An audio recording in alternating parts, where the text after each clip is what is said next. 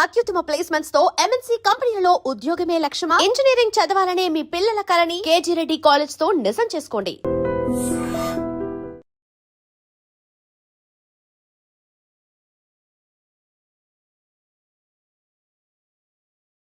ప్రతిపక్ష పార్టీ హోదాని అంటే BRS party balance చేయలేకపోయింది కాబట్టి బీజేపీ ఎంటర్ కాబోతోంది అన్న భయంతోనే నిన్న కేసీఆర్ గారు బయటకు వచ్చి ఇదంతా కూడా పెట్టిండ్రు అనేది కూడా ఒక చర్చ సార్. ఇప్పుడు BJP is a national party కాబట్టి ఆ పార్టీని మనం తుడిచేస్తే పోతుందా? తెలంగాణలో ఉంటుంది కానీ ఎదగదు, అది అందరికీ తెలుసు.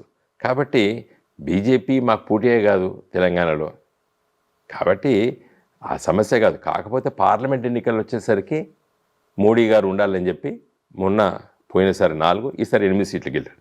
శాసనసభకు వచ్చేసరికి బీజేపీకి తెలంగాణలో పట అసలు చాలా కష్టం. ఏమో దృష్టి పెట్టిండు, ఇప్పుడు మోడీ గారు దృష్టి పెట్టిండు. మోడీ గారు పెట్టకపోతేనే తప్పు కదా. వాళ్ళ ఇది ఒక పెద్ద రాష్ట్రము, అభివృద్ధి చెందుతున్న రాష్ట్రము, వాళ్ళ ప్రయత్నం వాళ్ళు చేస్తారు.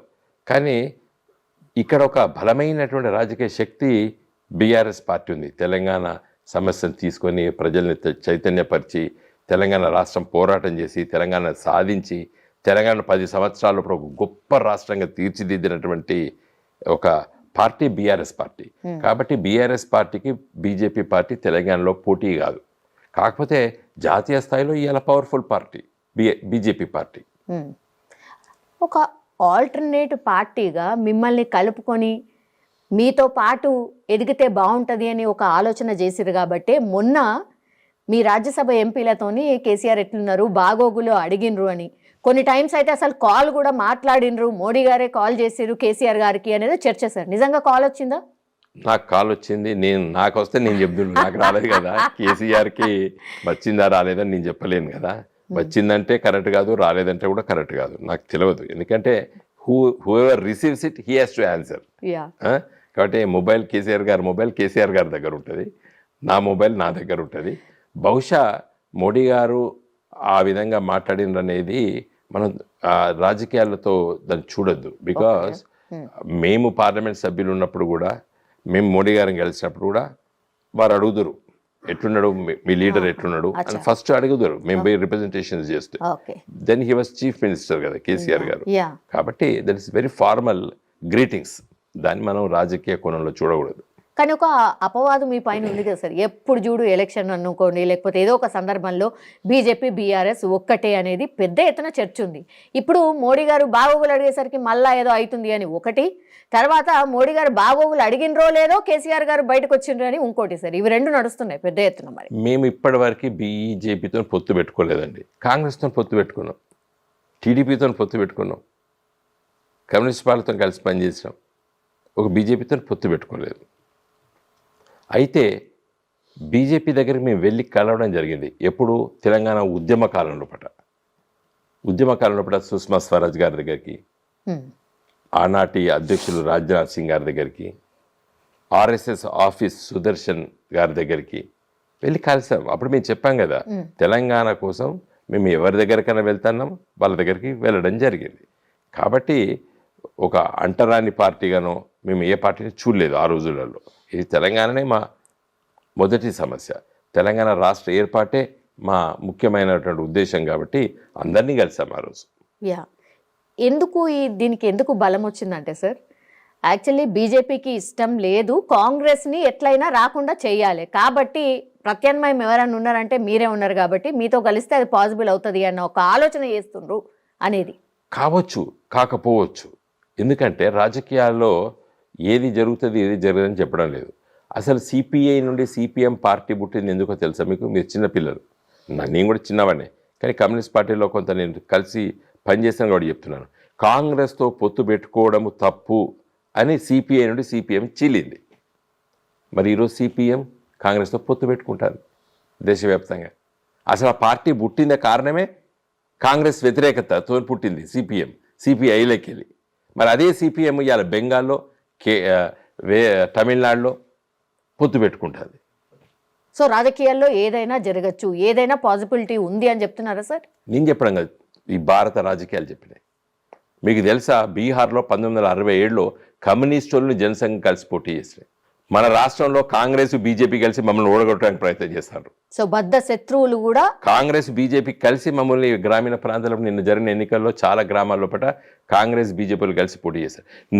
ఇదంతెందుకు నా ఎన్నికల్లో 2019 ఎన్నికల్లో పొన్నం ప్రభాకర్ గారికి డిపాజిట్ పోయింది, మధు యాస్కి గౌడ్ గారికి నిజామాబాద్లో డిపాజిట్ పోయింది.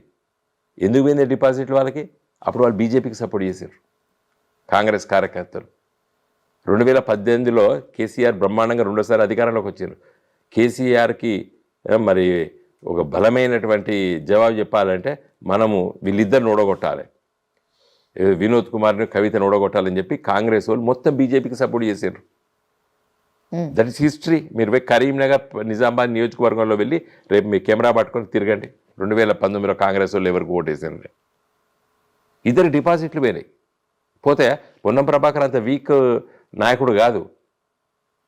ఆయన ఒకసారి ఎంపీ కరీంనగర్కి, ఆయన డిపాజిట్ పోయింది. మధు యాస్కి నిజామాబాద్ ఎంపీ, ఆయన డిపాజిట్ పోయింది. అంటే మేము ఎట్లా గెలవము, మనం గట్టిగా ఓట్లు వేయించుకుంటే టీఆర్ఎస్ గెలుస్తుంది కాబట్టి మన ఓట్లన్నీ బీజేపీకి ఎత్తామని వేయించారు. సో ఇంకా మీరే జవాబు చెప్పండి ఇంతమంది మీ ప్రశ్నకి. యూటీ కాబోతోంది, హైదరాబాద్ని యూటీ ఎట్టి చేయబోతుంది. పరిస్థితుల్లో కాదు. That is false allegations, false comment. నిజంగా ఆంధ్ర నాయకుడు ఎవడు ప్రయత్నం చేస్తలేడు. చాలా తప్పు, అది జరగదు. అది ఊరికే మీడియా ప్రపంచం క్రియేట్ చేస్తున్నది, లేకపోతే కొంతమంది వాళ్ళు వీళ్ళు మాట్లాడుతున్నారు, నేను చూస్తున్నాను టీవీ ఛానళ్ళలో. ఎట్టి పరిస్థితి హైదరాబాద్ యూటీ కాదు. కారణం ఏంటంటే హైదరాబాద్ను యూటీ చేయాలంటే ఫస్ట్ బాంబేని చేయాలి, కలకత్తాని చేయాలి, చెన్నైని చేయాలి, బెంగళూరుని చేయాలి, తర్వాత హైదరాబాద్ని చేయాలి.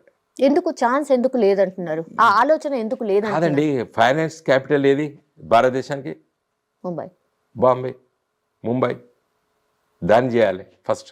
మొత్తం దేశంలో హెవీ ఇండస్ట్రీస్, కేంద్ర ప్రభుత్వ ఇండస్ట్రీస్ ఎక్కువ ఉన్నటువంటి సిటీ చెన్నై, దాన్ని చేయాలి. ఒకవేళ యూటీ చేస్తే నష్టమా సార్ మనకి? యూటీ చేస్తే చేయడానికి అవకాశాలు లేదు. ఉన్న యూటీలనే రాష్ట్రాలుగా మారుస్తారు. చాలామందికి రాజ్యాంగం తెలియదు. ఈ దేశంలో యూటీలన్నిటినీ ఢిల్లీ యూటీ ఉండే స్టేట్ని చేశారు, గోవా యూటీ ఉండే స్టేట్ చేశారు, పాండిచ్చేరి అంటే పుదుచ్చేరి యూటీ ఉండే దాన్ని స్టేట్గా మార్చారు. ఇప్పుడు యూటీలు ఏమున్నాయండి? సముద్రంలో ఉన్నటువంటి లక్షద్వీపు, సముద్రంలో ఉన్నటువంటి అండమాన్ నికోబార్ ఐలాండ్స్ తప్పితే యూటీస్ ఏమున్నాయి? చండీగఢ్ ఉన్నది, అది ఎప్పుడో మన పంజాబ్కి ఇచ్చేసేసి హర్యానా వాళ్ళు వేరే రాష్ట్ర క్యాపిటల్ కట్టుకోండి, మీకు చండీగఢ్ను పంజాబ్కి ఇవ్వండి అని చెప్పి కేంద్ర ప్రభుత్వం చాలాసార్లు చెప్తున్నది. కాబట్టి మాట్లాడే వాళ్ళకు అవగాహన లేక మాట్లాడుతున్నారు.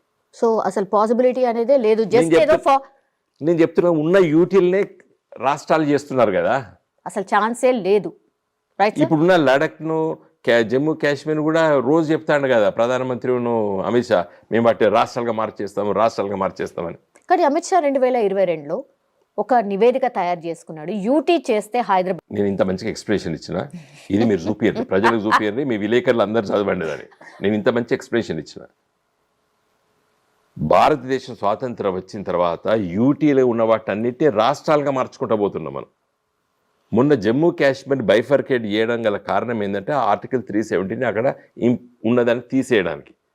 ఇప్పుడు ఆడ ఏం హామీ ఇస్తున్నారు? మిమ్మల్ని రాష్ట్రాలుగా మార్చుతున్నామని చెప్పి హామీ ఇచ్చారు మొన్న జరిగిన ఎన్నికల్లో కదా.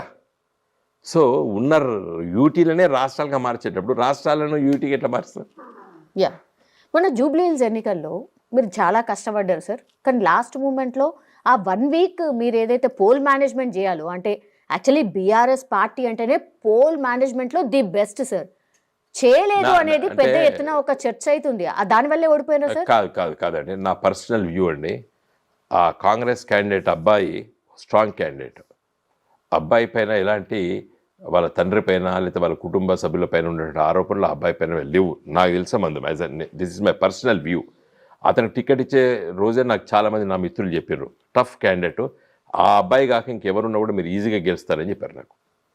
కాబట్టి ప్రజలతో ఆయన అక్కడ నిత్యం ఉన్న సంబంధాలు జరుగుతాయి. ఎన్నికలు కూడా అధికార పక్షం విపరీతమైన డబ్బు ఖర్చు పెట్టినరు, తర్వాత 1 వీక్ మీరు అన్న సో కాల్డ్ పోల్ మేనేజ్మెంట్లో వాళ్ళతో మేము పోటీ పడలేదు, వాళ్ళు సక్సెస్ అయ్యారు. ఒకసారి కేసీఆర్ వచ్చి చెప్పుంటే గెలిచేవాళ్ళు అనేది కూడా ఒక చర్చ సార్. ఇంకా అది కావచ్చు కాకపోవచ్చు, నేనైతే నాకున్నటువంటి And for more videos, Please subscribe to iDream. Please subscribe to iDream. Please subscribe iDream. And please subscribe to iDream. For more videos, subscribe to iDream. please like, share and subscribe to the channel. Congratulations, iDream. Subscribe to iDream. Subscribe to iDream.